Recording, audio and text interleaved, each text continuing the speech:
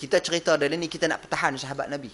Pasal kita berhadapan dengan golongan yang anti sahabat Nabi, yang memburuk-burukkan sahabat Nabi dengan berobjektifkan agar sahabat Nabi ditinggal, lantas agama itu ditinggalkan. Tak boleh pakai sahabat Nabi, tak boleh pakai Umar, tak boleh pakai Abu Bakar. Maknanya tak boleh pakai agama tu. Tak boleh pakai hadis-hadis yang mereka bawa, tak boleh pakai ayat Quran yang mereka cerita, tak boleh. Pasal mereka tak boleh pakai. Jadi kita nak berlawan dengan golongan-golongan Syiah ni, tuan-tuan dan puan sekalian. Kita kena mendekatkan masyarakat umum dengan sahabat. Jadikan sahabat Nabi sebagai idola kepada ummah, kepada masyarakat umum, kepada rakyat Malaysia khususnya dan kepada dunia umumnya. Tokoh-tokoh mereka, tuan-tuan, ini bukan cerita apa dia yang kita boleh pandang. Ingat semalam saya di masjid Bongok Kudung di Perlis. Betul lah, saya pergi Indo ni, saya ada buku kecil-kecil ni. Saya ambil satu buku lagi, ada buku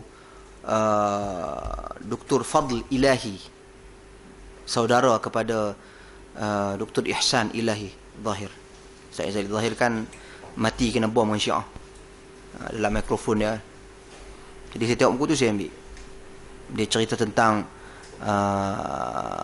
mencintai Nabi SAW dan tanda-tandanya, dan dia bawa tanda-tanda tu, contoh-contoh macam mana sahabat Nabi cintai Nabi, macam mana cara mereka cinta. Yang ini pun menarik untuk kita kupas dan perjelaskan kepada masyarakat umum. Kita duk kata kita cinta Nabi, cinta Nabi dengan Yahanana, cinta Nabi ke? Cinta Nabi, kita bimbang benda ni. Kalau orang salah, itu memuji Nabi melalui syair. Kita dah sebut dah kat sini itu kan. Itu puji Nabi melalui syair. Berbeza dengan selawat kat atas Nabi. Sahabat Nabi ni, mereka cinta Nabi dengan melaksanakan apa yang Nabi perintah dan meninggalkan apa yang Nabi larang. Dan mereka korbankan nyawa untuk Nabi SAW. Cerita bagaimana Sa'ad ibn Rabi' ketika berada dalam peperangan Uhud, Nabi SAW perintah Zaid ibn Thabit radhiyallahu anhu pergi cari dia dalam peperangan Uhud ni, pergi cari dia.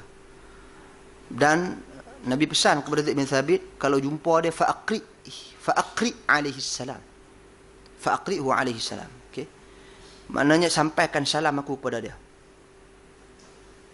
Nabi suruh sampaikan salam Nabi kepada dia kalau jumpa dia, dan tanya bagaimana keadaan dia. Maka dia cari-cari pusing dalam perang ni, orang duk habis perang ni, orang duk sakit semua ni, dia cari jumpa kawan tu dah nyawa-nyawa ikan. Sa'ad bin Rabi' disebut di dalam hadis, kata di badan dia ada 70 darbah, 70 luka di badan ni keseluruhan. Maknanya 70 tu nak abang kata banyak, bukan dia fikir satu, orang tu duk sakit duk kira satu dua, berapa ambang di belakang nak tengok. Ya. Maknanya dia kira tu nak bagi abang kata banyak sangat. Darbatun min ramhin, ada pukulan tusukan daripada tombak, wa darbatun dan juga ada pukulan daripada min saifin, daripada pedang, dan darbatun sahmin, daripada panah. Maknanya penuh disuruh badan dia ni, nyawa-nyawa ikan ni. Dan dia beritahu, Nabi suruh aku cari engkau, Nabi suruh aku sampaikan salam pada engkau. Dia tanya keadaan Nabi. Ni di tengah tu lagu tu, dia tanya keadaan Nabi. Dia tanya keadaan Nabi SAW, tuan-tuan dan puan sekalian. Dia jawab salam Nabi, ditanya balik kepada Nabi, dan dia pesan. Dia pesan pula. Dia kata tidak halal bagi golongan Ansar membiarkan Nabi SAW diserang oleh golongan-golongan musyrikin ini sedangkan mereka masih mampu mengejip mata mereka. Maknanya kalau mampu kejip mata pun lagi, lah tu kejip mata tu kira lah sekali tak halal membiarkan Nabi diserang. Tu nak mati, lepas tu rahimahullah, meninggal dia, wafat dia. Maknanya nak habaq bagi kecintaan mereka kepada Nabi SAW ni, kita tak dapat kita samakan dan bandingkan dengan kecintaan kita. Tak layak langsung. Sikit pun tak layak. Kalau cakap berkenaan dengan contoh-contoh mereka ikut sunnah Nabi SAW ni sangat banyak. Tak payah habaq lah. tengah-tengah duk makan satu peristiwa apa dia? Duk makan humur, duk makan humur ni, himar. Dulu kan di awal Islam, keldai boleh makan lagi. Keldai boleh makan lagi tu. Keldai boleh makan ni, tengah-tengah nak makan keldai ni. Mahabak Nabi, depa mahabakkan Nabi keldai, kita nak makan keldai tu Nabi kata Allah innallaha wa rasulahu harrama al-akl al-humur al-ahliyah. Allah dan Rasul haramkan memakan keldai-keldai peliharaan. Maknanya keldai daripada lain pada peliharaan, keldai liar ni boleh makan lah. Ni duk tengah duk rebus ni, duk tengah duk masak ni. Tuan-tuan, kalih periuk lagu tu, kalih terlingkupkan belanga, tumpah habis semua. Kita ni lah ni, habis ni, kan senang ni. Periuk lah ni. Nu cerita Anas bin Malik ni lagi tempoh yang cerita Arak kan. Cerita Arak tu baca tak cerita dia semua. Kita baca lah Arak bila turun wahyu, Arak dia tuang Arak ni. Anas bin Malik tu tengah duk tuang tu. Dia di rumah Abu Talhah. Tengah duk tuang Arak, tengah duk tuang dalam gelas ni. Arak tu dia cerita lah, Arak tu dibuat daripada kurma. Tiba-tiba datang orang, faja'a munadin, datang orang yang Nabi perintah suruh sampaikan. Sesungguhnya Allah Subhanahu wa taala telah haramkan arak, haramallahu azza wa Allah haramallahu azza wa rasuluhu al-khamr. Allah dan Rasul haramkan arak. Terus kata Abu Talha, Anas hang curah sekarang arak. Kita ni perabih lah ni. Hogi tak ada ni. Tak ada. Arak ni bukan benda yang ni, arak benda ketagih. Tapi hanya kerana wahyu, taat dan patuh. Jangan. Sebab tu kita pada hari ini nak kembalikan balik, nak pulihkan balik umat, tarik umat kepada sahabat. Kalau tarik umat kepada tokoh, dia takkan mampu menyelesaikan masalah. Tarik pada kawan ni, tukar pada kawan ni, suka pada kawan ni. Yang kita pakai ulama-ulama ni pasal apa?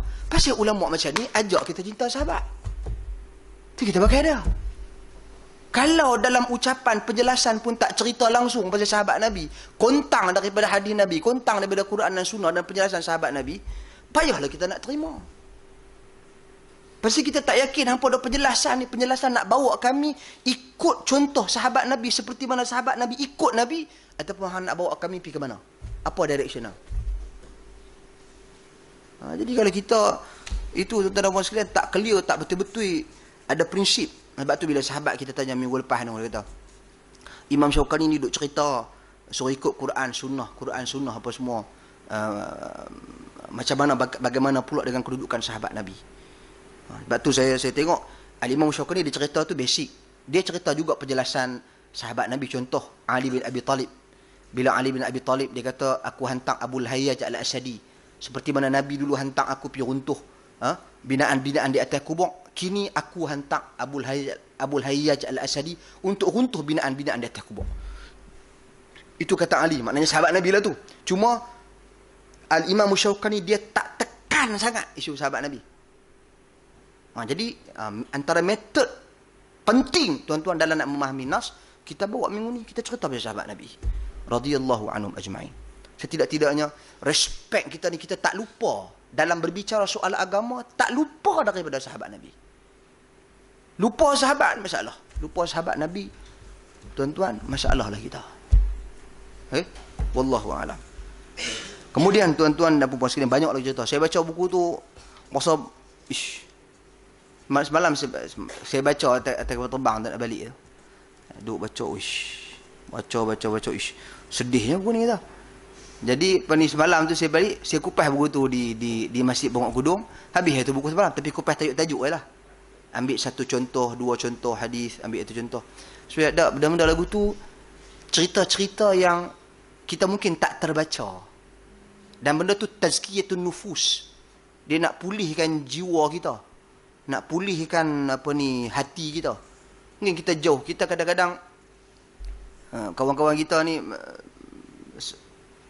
tak kata semua, mungkin sebagian kecil ya. Salafi ni kita tak mengaji, kita tak sentuh sangat benda-benda yang menyentuh hati. Majlis kita macam ESQ nak teriak. Depa tak apa, depa macam depa teriak. Boleh buat orang teriak kita, orang teriak tu payah lagi kan. Tapi tuan-tuan dan puan sekalian, ada kalanya perlu penyucian jiwa ni. Baca cerita-cerita, kisah-kisah sahabat Nabi, kisah Nabi sallallahu alaihi wasallam yang menyentuh jiwa dan perasaan kita, biar bergementar dan terdetik. Biarlah kita nak baca hukum ya. Hukum boleh tak boleh? Boleh, haram boleh, tak boleh. Itu kita bersilap bab tu kan. Memang penting, itu asas. Tonggak akidah. Tapi ada masa yang sama nak touching tu bila? Nak meninggalkan bekas dan kesan. Lepas tu kita tengok perbualan Nabi dengan sahabat Nabi, ada yang tegas sampai semua tak berani, takut semua. Nabi merah muka, tegas. Ada yang berlinang air mata mendengar penjelasan-penjelasan Nabi. Maknanya balance yang Nabi SAW bawa. Balance. Tak boleh kata kita nak teriak manjang, minggu ni teriak, minggu depan teriak, minggu ni teriak. Kira teriak belakang, majlis teriak lah. Lepas tu yang tak balance pula, hak gelak. Gelak, hak macam gelak. Tak gelak, tak boleh. So, dia nak kena seimbang tu tadi Muslim. Dan jadi banyak baca. Kalau boleh tentang sahabat Nabi ni, tentang sirah ni kita kena banyak baca. Pasal dia memberikan kepada kita kekuatan untuk kita meyakini apa yang kita bawa, apa yang kita nak jelaskan kepada umat manusia.